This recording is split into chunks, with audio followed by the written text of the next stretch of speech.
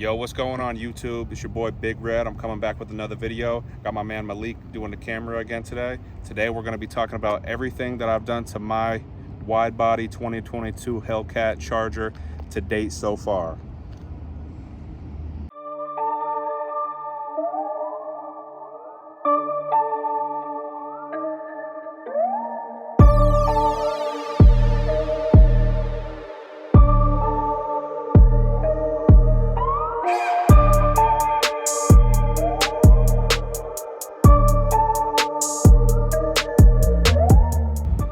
So first thing I want to talk about is the rims. These rims is Vossen HF5s, very high quality. A lot of people are very familiar with Vossens.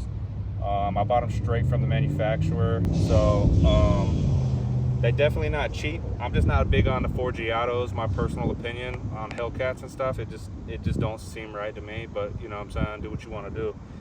And we got the Nittos here on the back. These are the triple R's. No, the 555 R2s, I'm sorry. Yeah, the 555 R2s, the Nittos. I got them on the rear. I kept the Pirelli stocks on the front until they go bad. I'm not gonna switch them out. Also, we got the brakes painted yellow. We put the SRT logo back on them. That goes for the front and the back.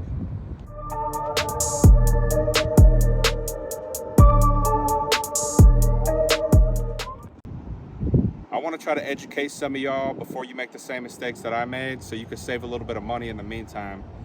I am hard-headed and always down, learn by experience, and the Pirelli P0s, they're straight, they're all right, but for the Hellcat, you're just going to spin all over the road. You're not going to be able to enjoy the power of a stock Hellcat. It's just, you know, if you into slide and everything, then that's going to be great, because that's exactly what you're going to be doing. So one of the things that y'all gotta realize too, it's not all about the big things. The little things are actually what makes the car pop a lot. Could you imagine how this car would look if I kept the stock side marker lights with the red on the back and the yellow on the front? It wouldn't look nearly as good as it does now. Side marker lights are one of my, I think I put this on my old top 5 mods video. This was my #1 thing that I think that people should do because it made such a big difference and it doesn't cost a lot of money. Get yourself the smoked out tinted side marker lights.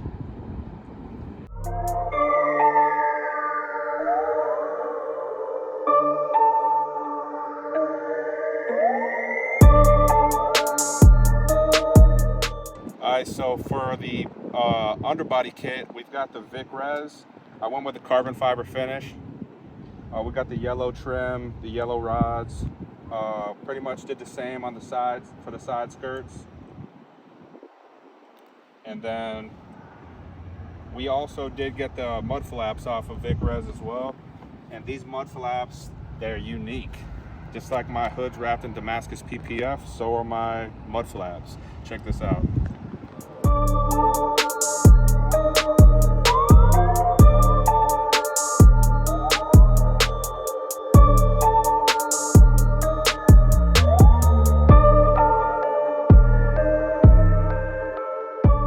So we went with the honeycomb carbon fiber rear diffuser. I low-key wish I'd have got everything the honeycomb carbon fiber, but I couldn't find it when I was looking for it. And plus, it was not cheap, and it really makes those 5-inch carbon exhaust tips pop. We also went with the carbon fiber tinted plate cover. So everything is pretty much carbon fiber. All right, so we got the Vic Res wicker bill. Went with the same, you know, yellow finish. I kept it clear. I didn't go with the tint. We got the screw spacers, the same color as the rods on the front, and that's directly into the stock fin, which is wrapped in the Damascus PPF, which is the next thing that I want to talk about. I got Damascus PPF. This whole car is PPF'd. We got the hood and some of the front in Damascus PPF, and this fin, the rest of the car is just clear PPF.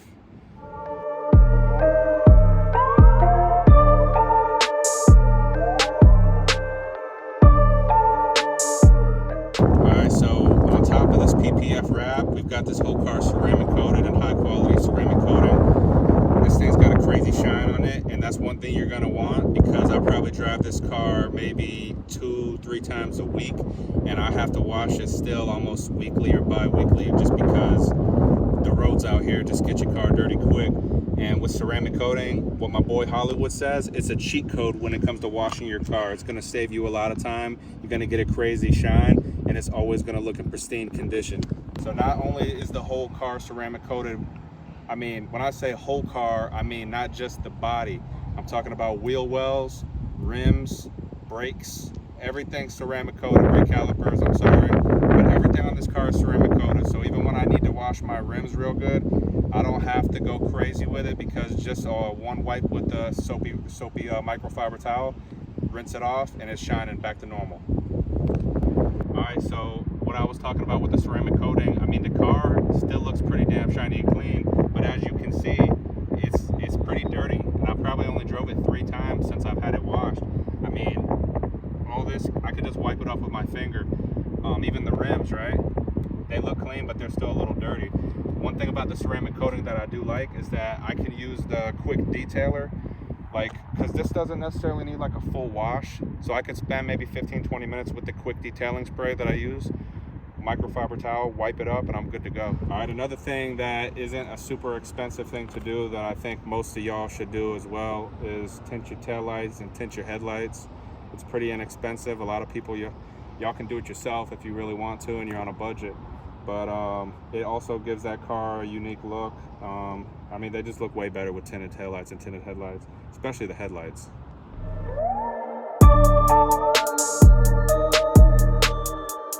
All right, so another thing that I did to this car, one of the first things that I actually did to this car was I got all the windows ceramic tinted. We got 50% on the front, because since I did my headlight tint, it kind of, you know, like at night, it's kind of hard to see. So I didn't want to go too dark on the windshield. And we got 20% on the sides and on the rear and on the sunroof. So I think the ceramic tint, it costs more, but it's supposed to keep the sun out a little more, keep you cool a little bit more. So I can feel it like on my skin. I don't feel it as much as regular tint, in my opinion. As you can tell, this is not stock exhaust. I didn't cut the pipes on my Hellcat. When I had the Scatpack, as some of y'all know from my older videos, I did cut the pipes on the Scatpack, and I wouldn't say I recommend it for the Scat, but I wouldn't go against it with a Scat. But for a car like a Hellcat that's gonna cost you that much more money, I wouldn't cut the pipes. That's just me. So we replaced the whole exhaust with the Borla Attack. Could it be a little louder if I cut the pipes and did some deletes and stuff like that? Probably so, but you're gonna get a cleaner sound, and it still hits really loud whenever you're actually on the gas.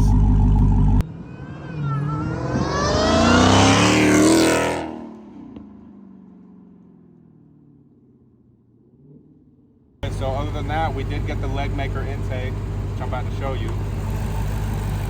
Which I think the leg maker intake is the best one to go with the Hellcats. You're gonna get the loudest whine out of the leg maker. So I would highly recommend the leg maker intake. Comes with this cover. Some of y'all probably not gonna use that, but I mean, you know, I'm trying to keep it clean and keep it as long as I possibly can without having to wash that filter.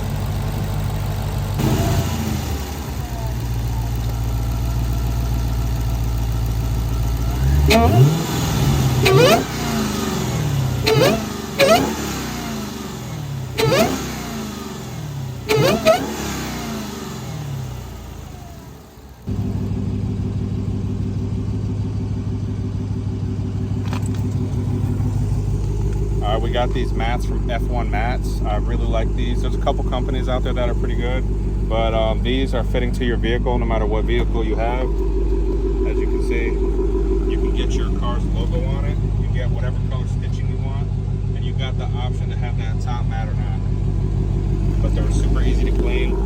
I can just pretty much wipe them off. That top cushion part, I vacuum it out. Hell, half the time I don't even gotta vacuum it out. I just shake it off with my hand and it's clean. But I highly recommend those two. So, hey, we had to come in here and show you about this airlift performance, get some AC, because it's showing that it's 97 degrees out here and we out here sweating our ass off, trying to give you this good content information. So, we got the airlift performance. I really only deal with 3 of the different buttons here. I got my low one here. If I press this 2-3 times, I'm gonna go down. It's gonna drop me down to that green those green numbers, that's the preset. So now I'm pretty much, this is what I park at. I'm parking about 30-35 pounds of pressure, so I'm pretty much slammed to the floor as close as I can get. My ride height, I just tapped this middle one a few times.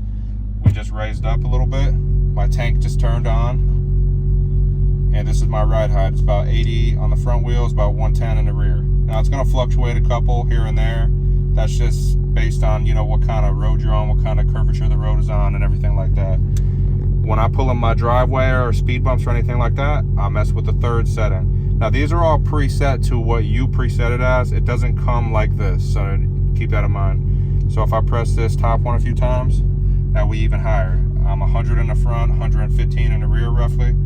And this is what I'll use like pulling in my driveway type stuff, because I got the curb pulling in the driveway or speed bumps. But you can raise each bag individually with the 4 corners, but I don't really deal with that. I typically just keep it like that. Keep it on my ride height.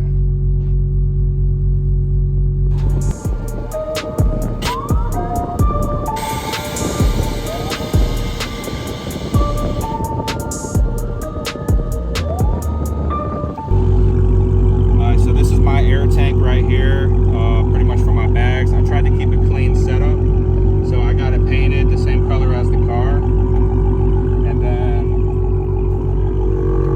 I got pretty much everything bolted on to the frame, and we even cut out the, you know, the styrofoam piece that comes stock in the trunk with your pump and everything. We did a custom cutout here, you know, nothing crazy, but this is bolted down. So I wanted to keep it clean, but I still wanted to have a functional trunk space. So that's why I did it like that instead of just having my wires everywhere. All right, y'all, that's gonna do it for this video. Shout out to my boy Malik for taking this footage once again. That's my mod list so far. Probably 35 in it already. I'm looking forward to some more mods. I appreciate for the support. If y'all got any good info out of this, if you could like, subscribe, share, I appreciate y'all, man. Have a blessed day.